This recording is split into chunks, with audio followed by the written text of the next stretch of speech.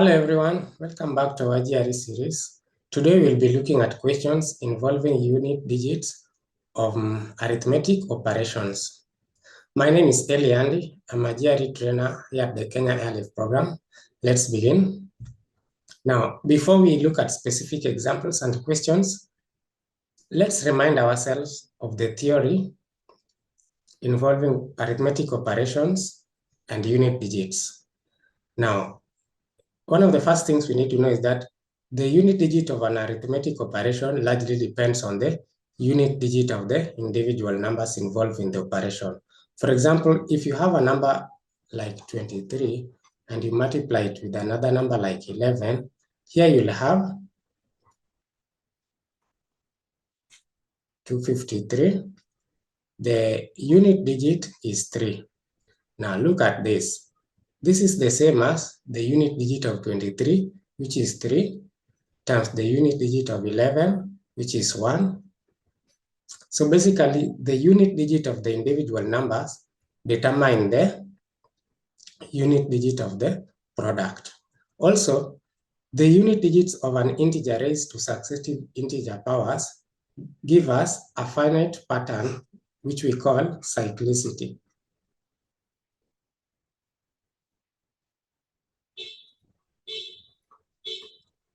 For example, let's take the example of the integer 2.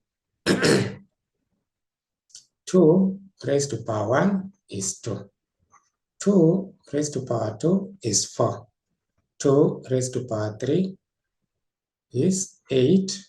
2 raised to power 4 is 16. 2 raised to power 5 is 32. 2 raised to power 6 is 64. Yes, then 2 raised to power 7 is 128. 2 raised to power 8 is 256. 2 raised to power 9 is 512. Now you can notice a pattern here. Yes, we have 2, 4, 8, 6 as the last digits. Again, 2, 4, 8, 6. Every 4 times the unit digits repeat themselves. So we say 2 has a cyclicity of 4. That is the pattern we are talking about. Now, this knowledge can help us to determine the unit digits of arithmetic operations without actually working out the operation themselves. You basically need to extract the unit digits of each number, operate on them, and you'll be able to figure out the unit digit of the result of the operation. Let's start with this relatively easy example to illustrate what we are talking about. So we want to find the unit digit of 17 raised to power 27. Now, the unit digit of this operation depends on the unit digit of 17, which is 7. So the unit digit of this will be the same as the unit digit of 7 raised to power 27. Now with this question, the first thing is to determine the cyclicity of 7. So let's go. 7 power 1 is 7. 7 squared is 49, but we'll just consider the last digit. So 9, 7, 3, just consider the last digits. 9 times 7, 63, last digit is 3. 7, 4, 7 times 3 is 21, the last digit is 1. 7, 5, 7 times 1, which gives us 7. So the pattern stops there. The cyclicity is 4.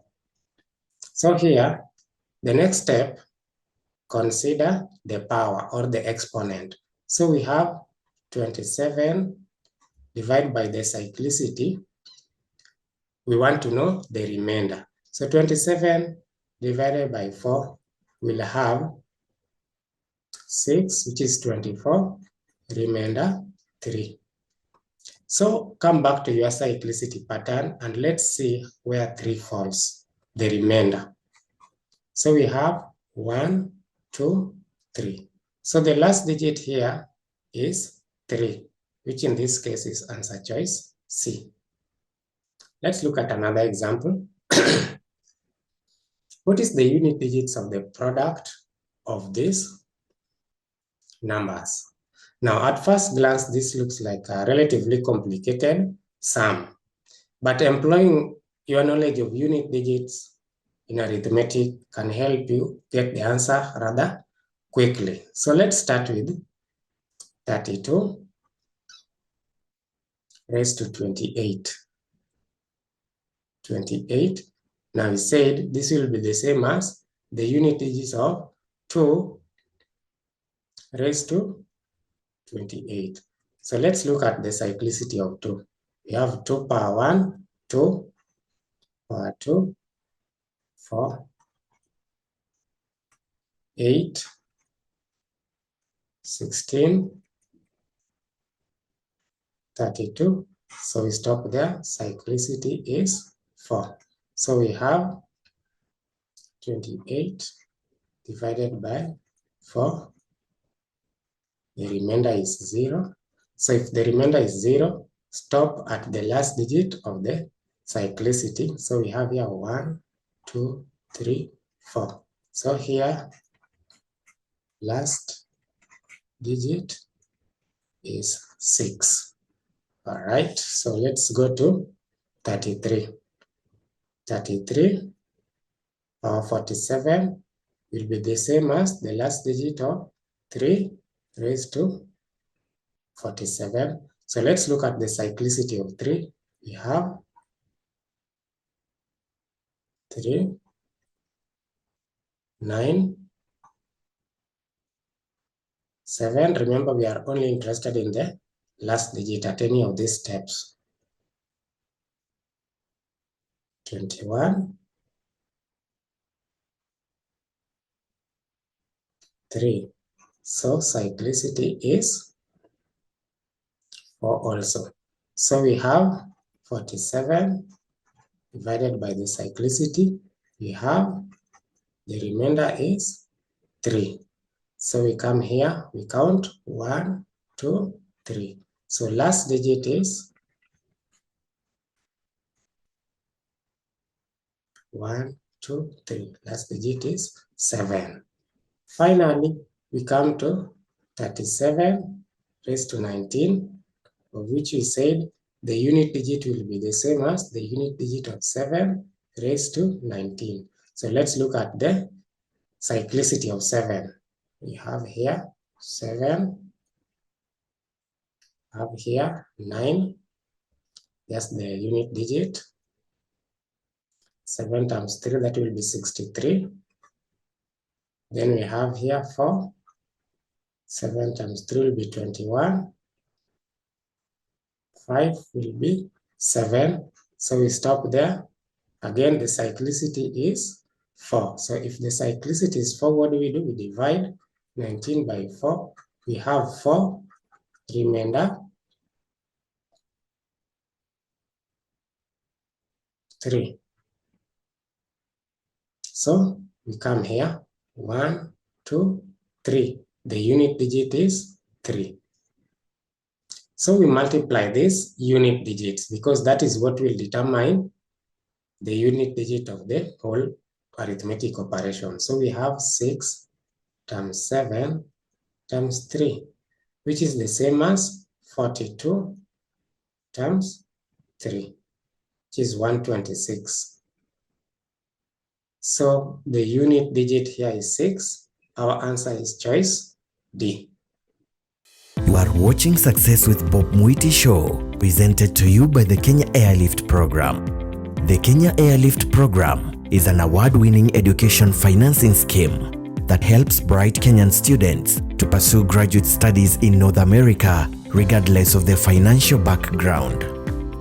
You can find our programs by going to www.kenyaairliftprogram.com. The Kenya Airlift Program, empowering dreams.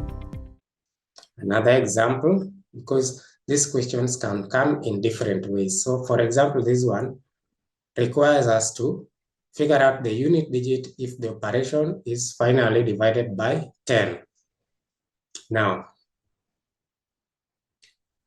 this question is a bit unique because the exponent or the powers is 16, which can help us simplify it before beginning to look at the cyclicity.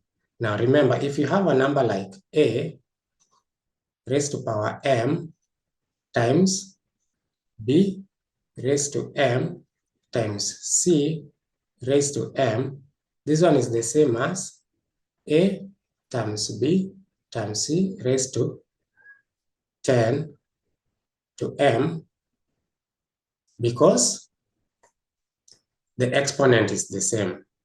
So in our case, 2 to 16, 3 to 16, then 7 to 16 is the same as 2 times 3 times 7, all raised to 16.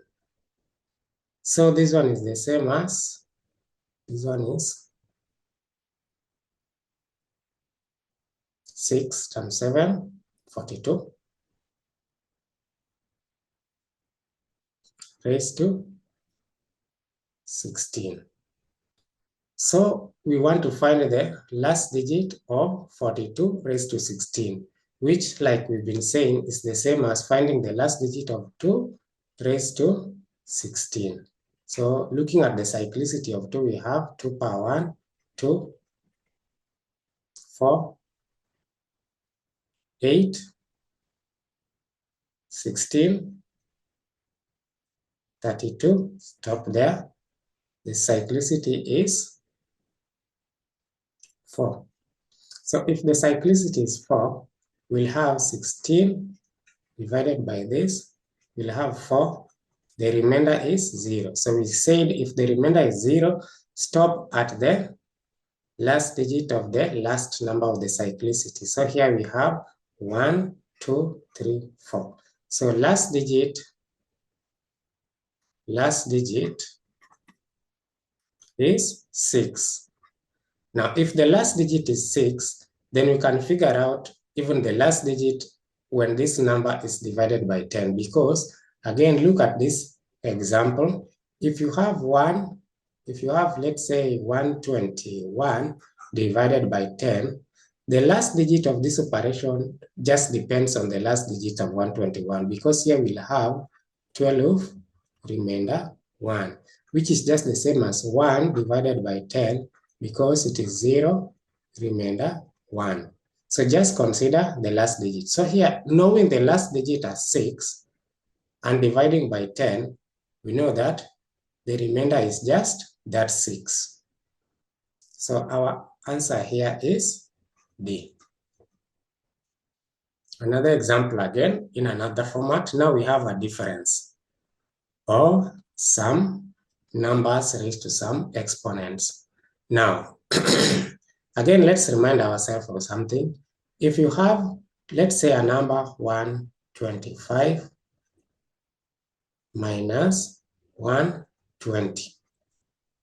Now, here we'll have 5 as the result, a unit number. But this, again, is just the same as taking the last digit of 125, which is 5, and subtracting the last digit of 120, which is 0, and getting 5. So in our question here, if we can figure out the last digit of this number and subtract from it the last digit of this number, we'll have the last digit of the whole operation. So let's start with 177. We want to find the last digit of 177 raised to power 28, which is the same as the last digit of 7 raised to power 28. So let's consider the cyclicity of 7. We have 7 as 7, then squared 49, we just write the last digit, 7 power 3, that will be 7 times 9, 63. Then this one will be 7 times 3, which is 21, just considering the last digits. Then this will be 7. So the pattern is over. The cyclicity is 4.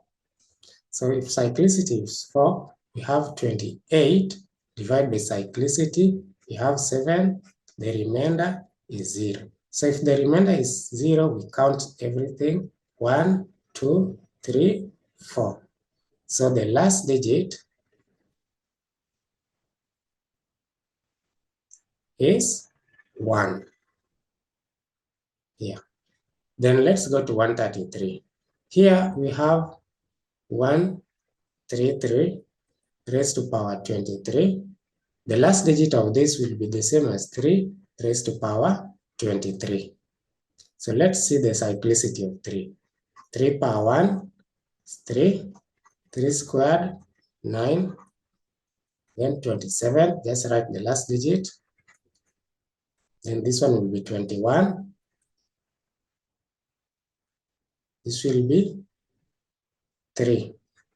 So stop there again. Cyclicity is 4. So we have 23 divided by 4 will give us 5, remainder 3. So we count 3. 1, 2, 3. So last digit is 7. So what do we have finally? We have the last digit 1 minus the other last digit 7, giving us negative 6. But remember, our interest is only in the unit digit. So the number itself, that is 6, which is choice D. Let's look at our last example for today. Now this one is a quantitative comparison question which requires us to compare quantity A and quantity B. Now, we have quantity A as the unit digit of the product of the first 7 positive integers, which are 1 up to 7. So multiplying them, we have 1 times 2 times 3 times 4 times 5 times 6 times 7 times... Sorry, we need to stop there. Then let's look at quantity B. That should be the unit digits of the product of 8 to 14 inclusive. So inclusive here means we have to include 8 and 14. So we have 8 times 9 times 10 times 11 times 12 times 13 times 14. Now, before we look at this further, let's remind ourselves of something. Anytime you multiply a number by 10, the unit digit of the product will be 0. For example, 1327 times 10 gives 13270. So the unit digit is 0. Again, multiplying something by 2 and 5 is the same as multiplying by 10, because 2 times 5 is 10. So if you multiply a number by 2 and multiply it by 5 again, you're basically multiplying the number by 10. So here we have 2 and 5. So this product will involve a multiplication by 10, so the last digit will be 0.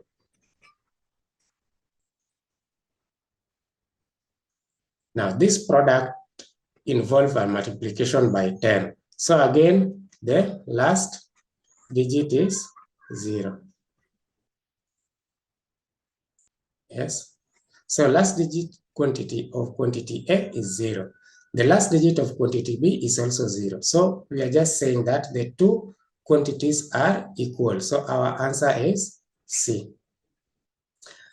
Now that brings us to the end of our lesson today on the unit digits of operations involving integers. I hope you've learned something, and see you again in our next session.